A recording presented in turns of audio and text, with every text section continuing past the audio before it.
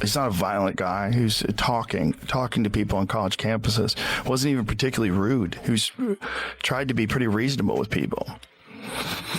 Everything I saw seemed reasonable. He's a very intelligent guy. Yeah. You know, whether you agree with him or don't. And there's a lot of stuff that I didn't agree with him on. That's fine. You're allowed to disagree with people without celebrating the fact they got But you can't disrespect his passion. Yeah. Don't let anyone disenfranchise you because you're a young man, especially a young white male man. Don't ever let anyone talk down to you. We need strong men out there, strong men who are convicted, that will be good leaders, good husbands, good fathers like mine. We need that. And young women, we need you to also rise up. Don't compromise yourself. Don't look at other women and compare yourself. God has created you for a purpose and a reason far greater than you and I will ever know on this side of heaven. But just know that as long as you're a part of Turning Point USA, you have us by your side, and we will be there for you every step. It didn't start in the courtroom. It started after. A reaction. A clip. A moment that wasn't supposed to become the center of everything. But it did. Because just hours after Erika Kirk reportedly defended Tyler Robinson in court, something shifted. Not legally. Not officially. But publicly. A wave of reactions began building online, fast, emotional, divided. And then Joe Rogan said something. Not a full statement. Not a direct accusation. But enough. Enough that people started saying, he knows something. He's reacting to more than what we've seen. This goes deeper. And that's when everything changed. Because almost immediately, Charlie's family responded.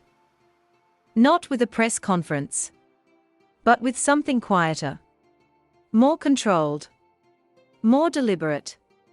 And according to some online speculation, their reaction didn't just push back. It revealed something. But here's where things get strange. Because the more you look at the timeline, the less it makes sense. Statements don't align. Reactions feel delayed, or too fast. Almost like pieces are missing. So the question is, what really happened in that courtroom? And why did it trigger something much bigger outside of it? Before the courtroom moment. Before the reactions, the clips, the sudden surge of attention. There was already tension building. Not publicly. Not loudly. But underneath everything. At the center of it all. Erika Kirk. To some, she was stepping into a complicated situation, one that had already been developing long before it reached court.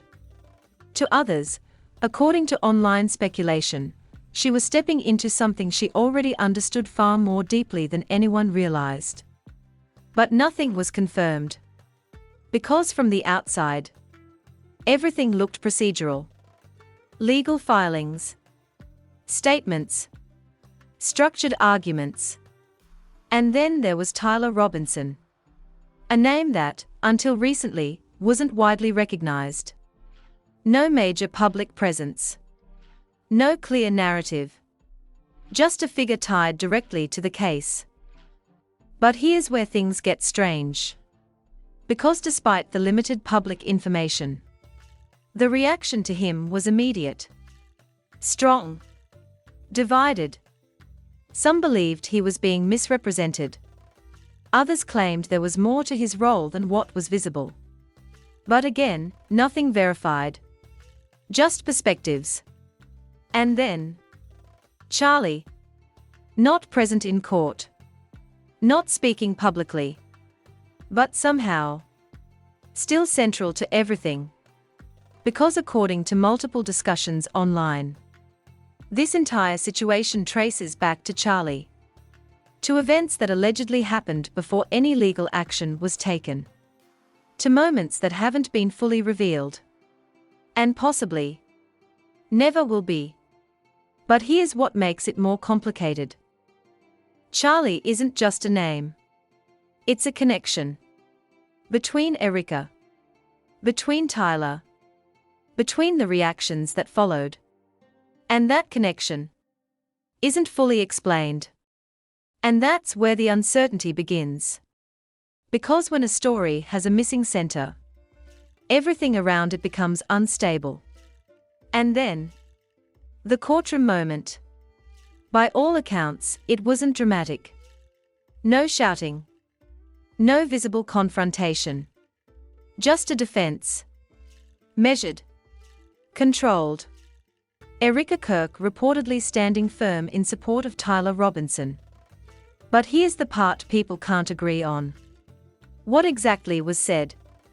Because different reports describe it differently. Some say it was a standard legal defense. Others claim there were implications, subtle but significant.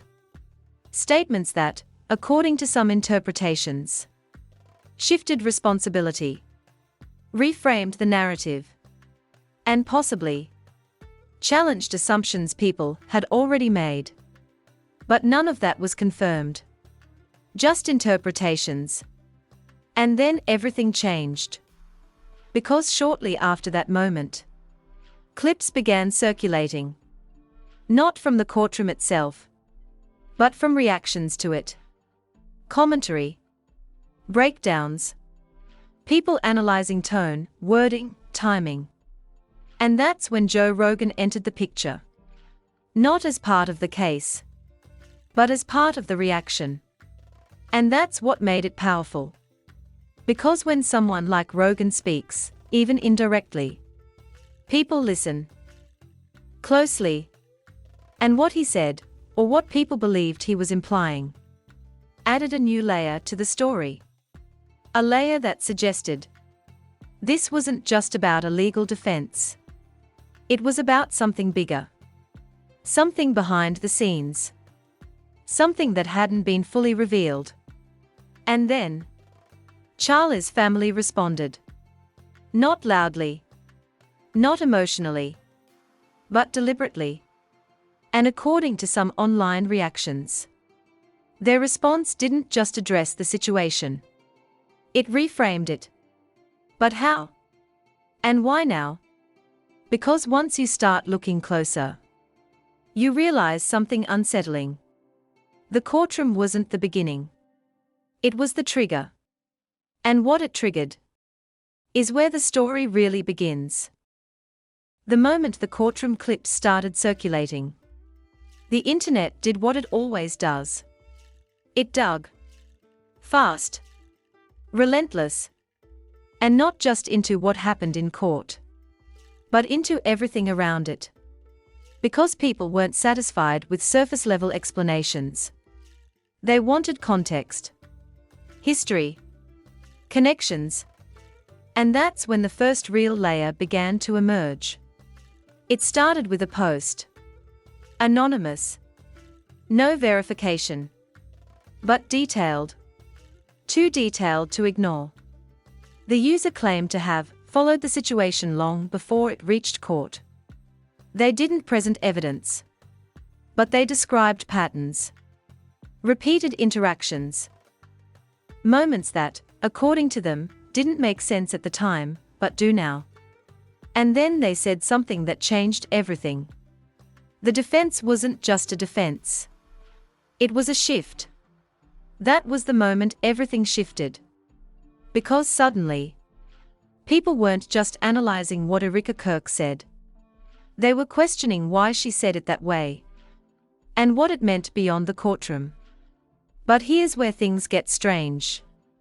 Because as that post gained traction, more began to appear.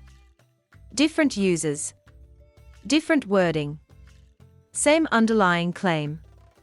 There's more to this than what's public. And then, the alleged leak started.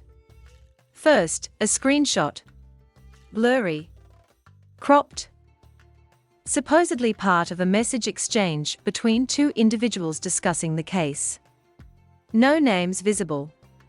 But one line stood out. They weren't supposed to bring that up yet. That word, yet, changed everything. Because it implies timing. Strategy. A sequence of events that may not have fully unfolded yet. And suddenly, the courtroom moment doesn't feel isolated. It feels like part of something ongoing. Something incomplete. And then, a second leak. More controversial. A voice note. Distorted. Unverified. But widely shared before disappearing. In it, a voice allegedly says, "This was never meant to go public like this. Not this early." Again, timing. Again, control. And that raises a disturbing possibility. What if the courtroom moment accelerated something? What if it exposed something before it was supposed to be exposed? And if that's true, then the reactions that followed weren't spontaneous. They were responses. But to what? That's when attention shifted to Joe Rogan. Because the more people analyzed his comments, the more they felt intentional. Not explicit. Not direct. But led. In one widely circulated clip, he reportedly discussed how public narratives often hide deeper dynamics. No names mentioned. But the timing. Too precise. And that's why people reacted the way they did. Because it felt like confirmation. Not of facts, but of possibility. And that's powerful. Because once people believe there's something hidden, they start looking for it everywhere. And they found more. Old posts resurfaced. Comments that had been ignored months earlier suddenly felt relevant. A user claimed they had seen documents that were never meant to be shared. Another said, "Charlie's role has been misunderstood from the beginning." And then, a new theory emerged. One that reframed everything. According to some online speculation, Charlie wasn't just a victim, or a witness, or a passive figure. Charlie was central. Not just to the events, but to the narrative itself. And if that's true, then defending Tyler Robinson wasn't just about Tyler. It was about how Charlie's story was being interpreted. Or possibly reinterpreted. But here's where things get even more complicated. Because Charlie's family entered the conversation again. This time more visibly. Not through interviews, but through statements. Carefully worded. Controlled. And according to some interpretations, their response didn't just disagree with the defense. It challenged the framing of the situation. Which is very different. Because disagreeing with facts is one thing. Challenging how a story is told, that's deeper. That suggests the narrative itself is in question. And that's when everything starts to feel unstable. Because now, there isn't just one version of events. There are multiple. Competing. Contradicting. And none of them fully confirmed. Which creates something dangerous. A vacuum. And in that vacuum, speculation grows. Faster than facts. Stronger than evidence. And harder to contain. And then, one final detail surfaced. Small. Almost overlooked. But powerful. A timestamp. From one of the alleged message screenshots. According to some users who analyzed it, it didn't align with the public timeline of the case. Not even close. Which raises a chilling possibility. If the timeline is off, then what else is? Because once you start questioning the timeline, you start questioning everything. And that's exactly where the story breaks open. Because what comes next doesn't just add complexity. It introduces contradictions that change the entire narrative. At this point, the story should have started making sense. More information. More voices. More angles. That usually leads to clarity. But instead, everything became harder to understand.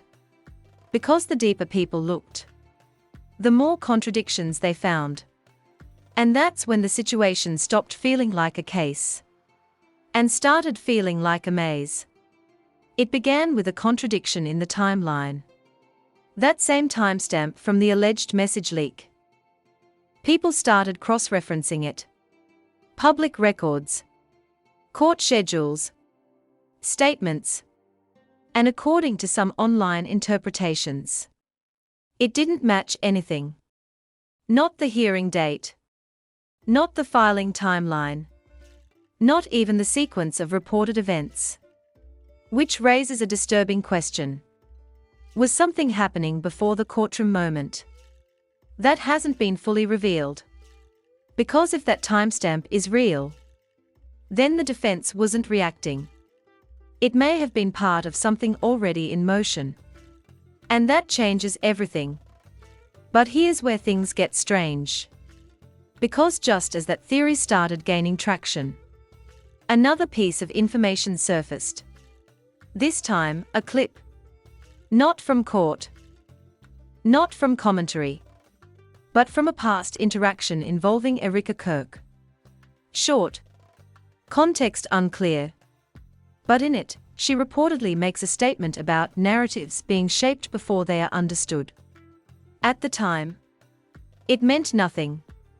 Now, it feels loaded. Almost like a warning. Or an explanation. And suddenly, people started revisiting everything she had said publicly. Looking for patterns. Hidden meanings. Anything that might connect. And some believe they found something. A shift in tone over time. Earlier statements, more open. Later ones, more precise. More controlled. Almost like the message was being refined. But for what purpose? That's when another layer emerged. This one even more complex. According to some online speculation, there may have been multiple narratives being prepared. Different versions of the same story. Each designed for a different outcome. A legal outcome. A public perception outcome. A long-term narrative outcome. No confirmation. But the idea. Disturbing. Because it suggests intent. Planning. A structure that goes beyond reaction. And into strategy. And then, a new figure appeared. Not officially. Not confirmed. But referenced in multiple places. An alleged legal consultant. Someone who, according to rumors, had been advising behind the scenes. No name. Just mentions. Fragments of conversations. Blurred screenshots. A single initial that kept showing up, but never fully explained.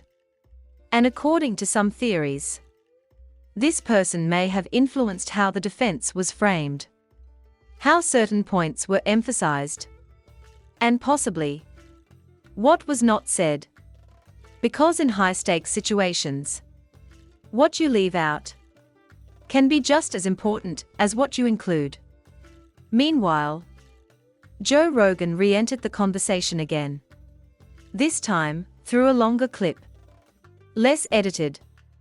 More context. And in it, he reportedly discusses how, once a narrative reaches the public, it's no longer controlled by facts alone. It's controlled by perception. Emotion. Timing. And suddenly, that aligns perfectly with what people were seeing. Because this story, it wasn't stabilizing. It was evolving. Changing depending on who was telling it. Which only added to the confusion. Because now, there wasn't just disagreement. There was fragmentation. Different groups believing completely different versions of events. Each one supported by their own evidence. Their own interpretations. Their own conclusions. And none of it fully verifiable. And that's when the emotional intensity peaks. Because if you were following this closely, you'd feel it. That sense that something isn't right. That pieces don't fit. That every time you think you understand it, another detail changes everything. And then, Charlie's family responded again. This time more directly. Still controlled. Still measured. But clearer. According to some interpretations, their response didn't just address the defense. It rejected it. Not just the claims, but the entire framing of the situation. Which is a bold move. Because rejecting a narrative means proposing another one. And that's exactly what people started looking for. But here's the problem. That alternative narrative wasn't fully revealed. Just fragments. Statements that hinted at a different perspective. Without fully explaining it. And that creates something dangerous. Because partial narratives leave room for interpretation. And interpretation leads to speculation. Which brings us to the breaking point. Because at this stage, no one agrees. Not on the timeline. Not on the roles. Not even on what the central issue actually is. And that's when the story reaches a critical threshold. Because when confusion replaces clarity, something else takes over. Doubt. And once doubt enters the narrative, everything becomes unstable. Because now, you're not just asking what happened. You're asking what's being hidden. And that's where the major twist begins. Up to this point, everything feels like chaos. Conflicting timelines. Contradicting statements. Fragments of information that refuse to align. But then, a detail surfaces that doesn't just clarify things. It flips the entire story. It started with a document. Not publicized. Not widely shared. But quietly referenced in a discussion by someone claiming to have seen early-stage legal notes. Unverified. But specific. And inside those notes, one phrase stood out. Positioning defense prior to narrative consolidation. Read that again. Not reaction. Not response. Positioning. Which suggests something unsettling. That the defense presented by Erika Kirk may not have been a reaction to the case, but part of a larger strategy. A move made before the full narrative became public. And that changes everything. Because if the defense was positioned early, then it wasn't just about Tyler Robinson. It was about shaping how the story would be understood. Before all the details were known. But here's where things get strange. Because shortly after that phrase began circulating, another leak appeared. This time, a partial transcript. Allegedly from a private conversation. Again, unverified. But the wording. Precise. We need to anchor the interpretation before the other side frames it. Anchor the interpretation. Not argue facts. Not present evidence. Control perception. And suddenly, the entire situation feels different. Because now, you're not just watching a legal case. You're watching a narrative being built. In real time. But here's the most unsettling part. Because this doesn't necessarily mean anything illegal happened. It suggests something else. Something more common, but rarely visible. Narrative strategy. How stories are told. How they are introduced.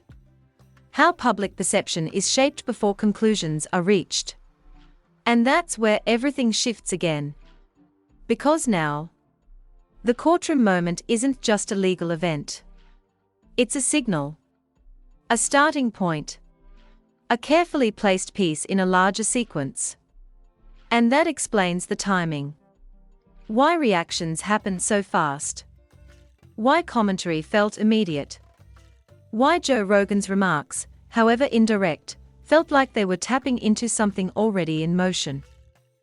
Because if the narrative was being positioned early, then those reactions weren't random. They were responses to a structure already forming. Meanwhile, Charlie's family's reaction starts to make more sense. Not just as disagreement, but as resistance. A pushback against how the story was being framed. Because if one side is positioning early, the other side has to respond. Quickly. Deliberately. And that's exactly what people believe they saw. Statements that didn't just deny claims, but challenged the interpretation itself. But here's where things get even more complicated. Because a new theory begins to form. According to some online speculation, both sides may be aware of this dynamic. Both sides may be engaging in narrative positioning. Which means, what we are seeing publicly isn't just the case. It's the presentation of the case. And that's a completely different level. Because now, every statement becomes strategic. Every silence becomes intentional. Every reaction becomes part of something larger. And that's when the audience starts to feel it. That shift. From watching events unfold, to realizing those events may be structured, guided, framed. And once you see that, you can't unsee it. Because it changes how you interpret everything. The courtroom defense. The reactions. The timing. Even the absence of information. And that's the twist. Not a hidden fact, but a hidden process. A way stories are shaped before they are fully understood. But what happens when that process becomes visible?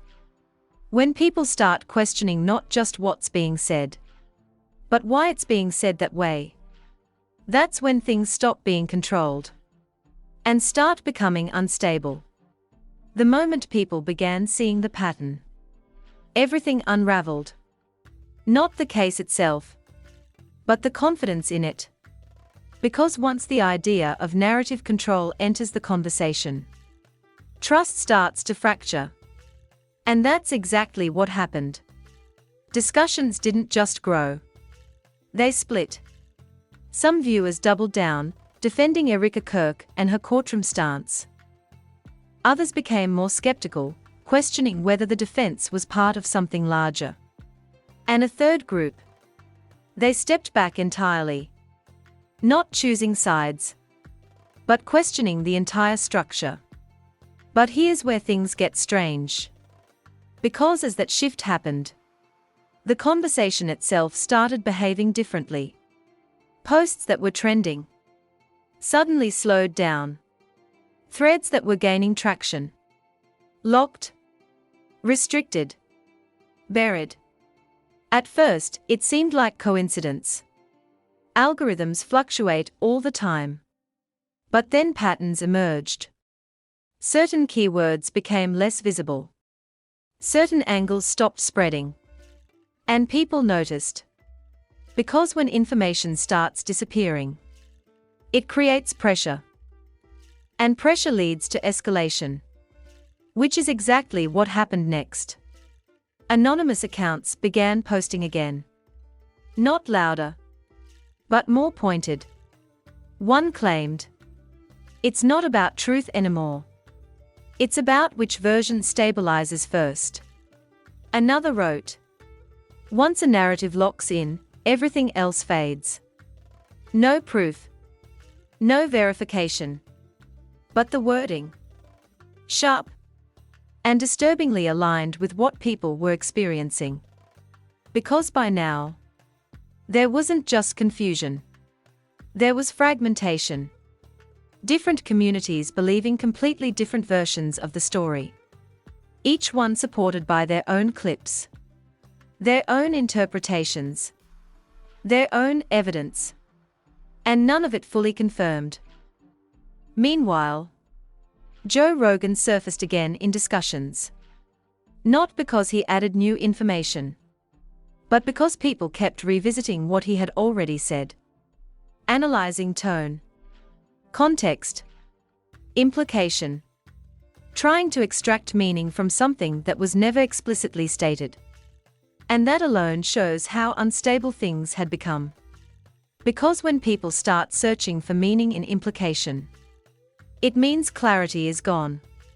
And in that vacuum, anything can take hold. Then, another shift. Charlie's family. Their presence in the conversation became more defined. Still controlled. Still measured. But more visible. And according to some interpretations, their responses weren't just reactive anymore. They were strategic. Focused. Almost like they were trying to stabilize a narrative of their own. Which only added to the tension. Because now, it wasn't just one narrative being questioned. It was multiple narratives competing simultaneously. And that creates chaos. Because when no single version dominates, everything feels uncertain, unresolved, unstable. And then, the silence. From key figures. From direct sources. No detailed clarifications. No full breakdowns. Just fragments. And that silence, it amplifies everything. Because when answers don't come, questions multiply. Faster, louder, and harder to contain. And that's where the collapse happens. Not in a dramatic moment. Not in a clear conclusion. But in a gradual loss of certainty. Because by now, no one agrees on what's happening. Not the timeline. Not the intent. Not even the central issue. Only one thing is clear. Something shifted. Something bigger than a courtroom moment. Something that exposed how fragile narratives really are. And once that exposure happens, it can't be undone. Because what remains isn't clarity. It's uncertainty. Sustained. Persistent. And possibly still unfolding. So what are we actually looking at? A courtroom defense? A public reaction? Or something far more complex? A collision of narratives? Because when you step back, nothing here feels simple anymore. Erika Kirk stands at the center. But not as a clear answer. More like a focal point. A figure inside a system that may be shaping events just as much as reacting to them. And around her, echoes. Joe Rogan, raising questions without directly answering them. Charlie's family, responding, but never fully revealing their version. And somewhere in between, a story that refuses to settle into one truth. Because every time you think you understand it, something shifts. A detail doesn't align. A statement feels incomplete. A reaction raises more questions than it answers. And that's the unsettling part. Not that something happened, but that we may never see it clearly. Because what if the real story isn't just the events? What if it's the way those events are being presented? Framed. Interpreted. Before we ever get to see the full picture. And once you start thinking like that, you can't go back. Because it doesn't stop with this case. It spreads. To every headline. Every clip. Every moment that feels just slightly off. So now it's your turn. Go back. Watch the reactions again. Listen closely to what's said, and what isn't. Because whatever really happened in that courtroom, it didn't end there. It triggered something. Something that's still moving. Still shifting. Still unresolved. And maybe the most important part of this story hasn't been revealed yet.